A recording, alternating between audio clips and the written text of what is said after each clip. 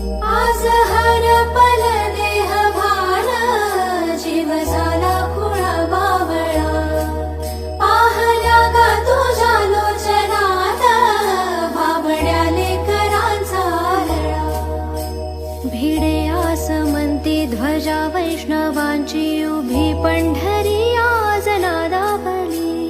तुझे नाव ओठी तुझे रूप ध्यानी, जीवाला तुझी आस गा लागली. जरी बाप साऱ्या जगाचा परी, तू आम्हा लेकरांची विठू माऊली.